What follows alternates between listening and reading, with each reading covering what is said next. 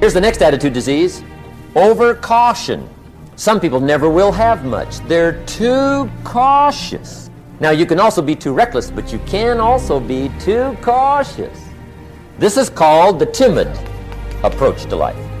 And my caution was always the risk. Risk used to drive me right up the wall. I used to say, what if this happens? It's called the language of the poor. What if this happens? And on top of that, if this was to happen, look at the fix I'd be in. I better not try. I could always ace myself out. Then I'll tell you what changed my whole life when I finally discovered it's all risky. The minute you were born, it got risky. If you think trying is risky, wait till they hand you the bill for not trying. If you think investing is risky, wait till you get the tab for not investing. See, it's all risky. Getting married is risky. Having children is risky. Going into business is risky. Investing your money is risky. It's all risky. I'll tell you how risky life is. You're not going to get out alive. That's risky. The Englishman says, well, if that's the way it's going to work out, let's give it a go. Right, that's what it's for. Give it a go. Somebody says, yeah, but I'm looking for safety and security. Fine, then huddle in a corner. We'll cover you with a sheet, bring you 3 meals a day. And we'll protect you, feed you, look after you, care for you. We won't let anything happen to you. And you'll probably live to be 100. The guy said, well, yeah, I'd live to be 100. But what a way to live. Right. What a way to live, safe and secure. Don't ask for security. Ask for adventure. Better to live 30 years full of adventure than 100 years safe in the corner. And see, it's not important how long you live. What's important is how you live. Walk through your home, your business, your apartment, your condo, anything you're in charge of, and make a list of all the things that aren't exactly the way you want it. There's never a stapler by the Xerox machine. Someone always leaves that cabinet open. My kid never picks up after himself. Those pictures are always slanted. They never stay straight. The screen door slams. There's a hole in the window. You know, whatever it is, write it down. And then go back, and here's the key part. Remember, in Law of Attraction, we always focus on what you want, not what you don't want. You don't want to be going, I don't want a man who smokes. I don't want a man who watches TV all weekend. I don't want a man who, because that's what you're going to get. All right, because what you focus on is what you attract. So you want to focus on the opposite.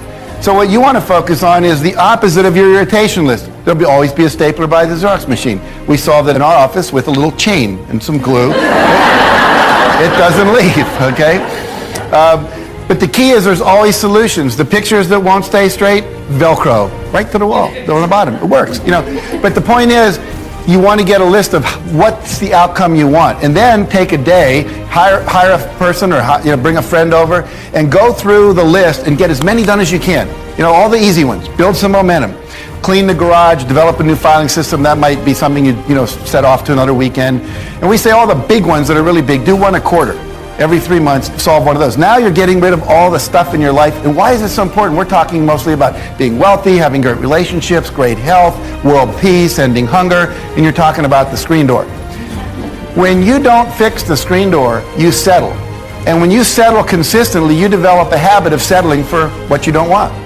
And most people go through life in resignation. They have resigned themselves to not having it the way they want it. The key to unlock the door to success, the key is called questions. And the better questions you ask, the better doors of opportunity you unlock. And I am committed to talking to you about how to ask the right questions and questions you need to ask yourself, which will be in another session. And in this session, I want to talk to you about the value of questions. Because this is so huge in our lives that when we begin to understand what questions will do for us and the value in return we get from them, we're going to become committed to asking questions. When you think of leadership, you think of direction, you think of vision, you think of somebody pointing the way and say, this is the way I want you to go. Isn't that true? But what I want you to understand today is behind every vision that is cast, behind every pointed finger that gives a direction and saying, let's go this way, behind all of that impetus of leadership are good questions. I have a rule of 5. And my rule of 5 is something that I do every day. And I don't have time to teach the rule of 5, but basically the rule of 5 says, you need to know what your strength is, and when you know what your strength is, you need to do 5 things every day that will take that strength and make it greater. And in my rule of 5, one of my things I do every day is every day I ask questions. The person that gets to ask the most questions and the person that gets to ask the best questions is the person that always wins. Because can I tell you something? I've never learned anything when I was giving direction, but I've learned everything when I ask questions. So let's talk about it. The first value of questions, I'm so excited about this. The first value of questions is this. You only get answers to questions you ask. You only get answers to questions you ask. If you don't ask the question, guess what? You don't get the answer. And I learned a long time ago, it's better to look uninformed than to be uninformed. I've watched people all the time. They want to look good, so they're afraid, well, this question is this may be a stupid question. This may be a foolish question. I wonder if I ask that question, what are the rest of them going to think about? Are they going to know that I don't know something? How many of you have ever thought of a question you really wanted to ask, but you thought maybe it was a stupid question, and so you didn't ask it? Would you raise your hands? It's like your life doesn't end up in an accident. Your life is a series of actions that you initiate or don't initiate. And that your thoughts are going to control that roadmap. And so how are you using your mind today to either make yourself feel great or not? I posted on Instagram this morning. I said, listen, your destiny is ultimately controlled by a decision you already made this morning. Everyone watching this already made a decision this morning. This morning, they made it a life-changing, huge decision this morning. And that is either I'm going to get up, enter the world with no intention, go through the motions to hopefully get by or survive, or I am going to get clear in this morning about what I want, what I'm going after, who I'm going to be, how I'm going to serve, and whether or not I'm going to be excellent and extraordinary or not. And the problem is most people never make that conscious decision. So I was learning early on, make the conscious decision about who you want to be each day, stay congruent with that. And that was, for me, a kid who's just going through the motions, all of a sudden going, oh, who do I want to be? What do I want my relationships to be like? That was really important. And then I started setting personal challenges every month. At the beginning of each month, I do this whole thing where I holistically evaluate my life on the first of every month. And it's like these 10 different categories of my life, from emotional to relational to financial to, career, mission, objectives, all these things. I go down that on the first of the month, just kind of a holistic viewpoint of my life. And then I set a personal challenge and a professional challenge. And I do that every month. Every Sunday, I revisit my progress. Every Sunday. For 23 years. So it's not like I'm just, one day ended up in a happy life. It was like that a level of self-evaluation that most people avoid until their birthday or New Year's. I do it every Sunday and every first of the month. And I don't ever miss. And I think that has helped me kind of know what my thing is. Because I don't think I'm super special. It's like what I help people do, and this is chapter 1 of High Performance Habits, right? Seek clarity. The only reason I get to work with all these people you mentioned is because they're at a new level in their life where they're going, what is it now for me? And I help them kind of figure that out. Like, what is it now for you about how you want to define yourself? What types of relationships you want and how deep you want to go? What is it that you want to develop as skill sets? And what is the specific service you want to provide? And I just work them through that because I've been working through that myself. But here's what you can do with the upcoming winters of your life. The long ones, the short ones, the easy ones, the more difficult ones. Here's what you can do. Get wiser and stronger and better. Just make a list of that trio of good words. Wiser, stronger, and better. To challenge for yourself the upcoming winters of your life, don't you think you could read more? Pick up the scenario, pick up the books, pick up the cassettes. So I would put some stuff on cassettes so you can listen to it, put it in books so you can read it. Now putting it on video so you can see it. I'm telling you, anybody that wants to can get wiser. Next is stronger. Anybody can get stronger. If you're willing to do the push-ups, you can get stronger. If you're willing to put yourself through the paces, you can get stronger. Can you develop stronger skills? And the answer is yes. Start practicing, practicing, practicing. And you can get stronger. Can you get stronger in handling life situations? Of course. But you got to go to work on yourself. You can't blame out there wishing it was easier. Wish you were stronger. And here's the last one, get better. Anybody can get better. Language, we can all get better. I've been lecturing now for 33 years, and I'm telling you, today versus 33 years ago, I'm better. First time I gave a talk, I stood up, my mind sat back down. I mean, I've been through that whole deal. Opened my mouth, nothing came out for a while. My knees are banging together, the sweat's pouring off my face, I'm shaking like a leaf. It's called terror, in case you haven't tried it. Those first attempts. But I'm telling you, I got through it, and I did it again, and I got through it, and I did it again, and I got through it. Now, of course, I can lecture for a few hours in one day. Anybody can get better, develop a skill, okay? Handle the upcoming winters. Don't wish away the winters. It's called naive. Wish for the skills. Wish for the strength. Wish for the wisdom. Here's the second major lesson in life to learn. Learn how to take advantage of the spring.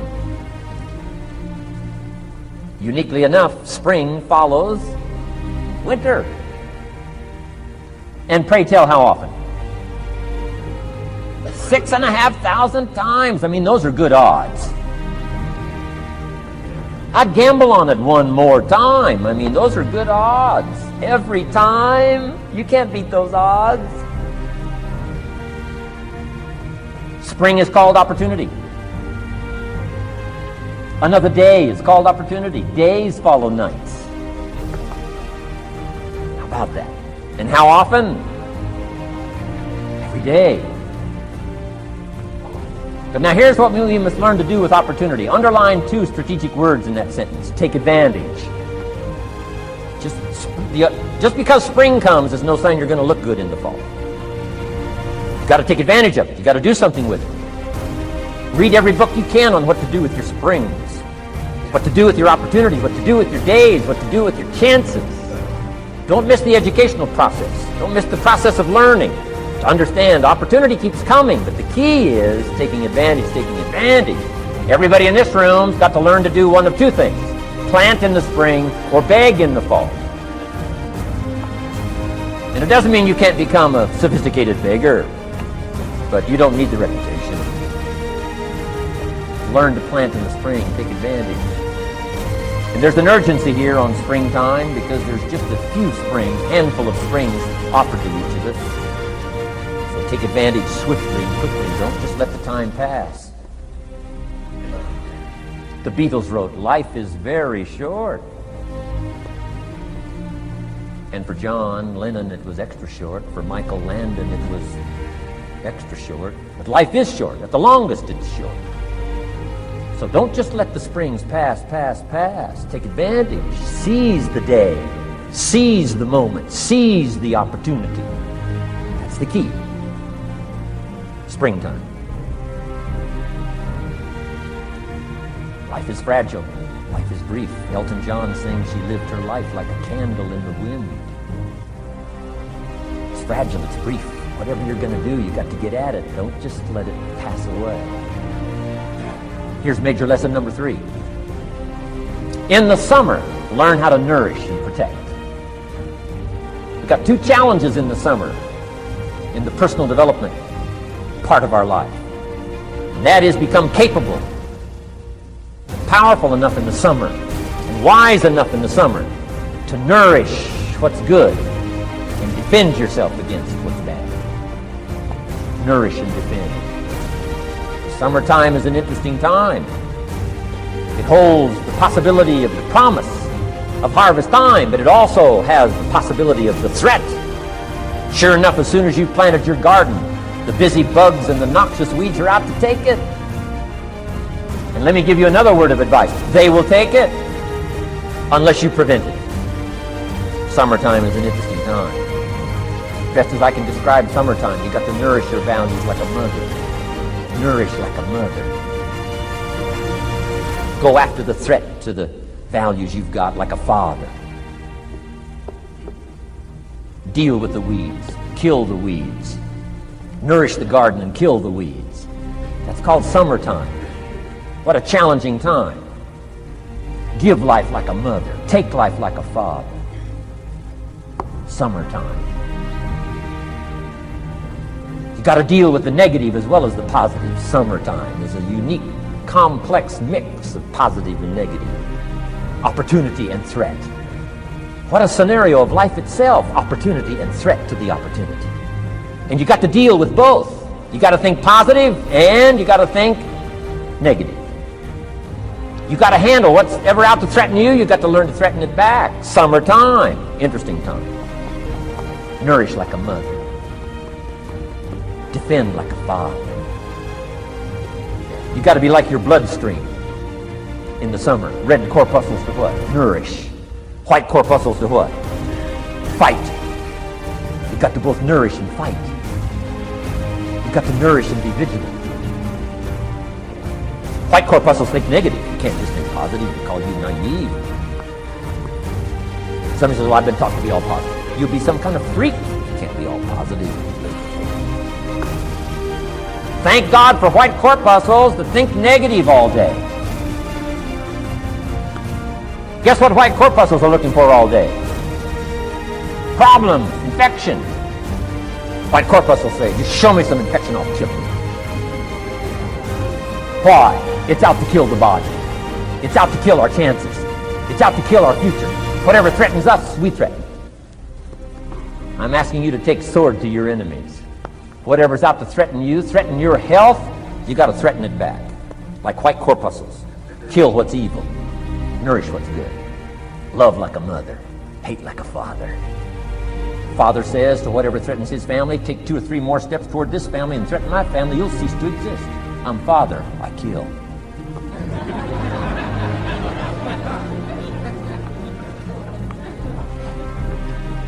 Don't let the weeds take your garden. Wreck your chances for a good harvest. Deal with your enemies in the summer. Called good and evil. The great struggle in life is called good and evil. Tyranny and liberty. Sickness and health. It's the way life is. Tyranny threatens liberty. Takes over Kuwait. Can't have that. If tyranny takes Kuwait, it'll take Saudi Arabia. If it takes Saudi Arabia, it'll take something else. Where are we going to stop tyranny? As soon as possible, lest it take the whole world's value. So George Bush draws a line in the sand, consults with his allies, sends 500,000 troops to Saudi Arabia. Finally, Desert Sword, Desert Storm, takes on Saddam Hussein, drives him out of Kuwait. Why? Because it has to be done. The great struggle between liberty and tyranny, the great struggle between evil and good. And you've got to treat your own life the same. Says Saddam Hussein, you can't have Kuwait, can't have Saudi Arabia. Furthermore, I'm going to kick you out. Hires Chief White Corpuscle General Schwarzkopf.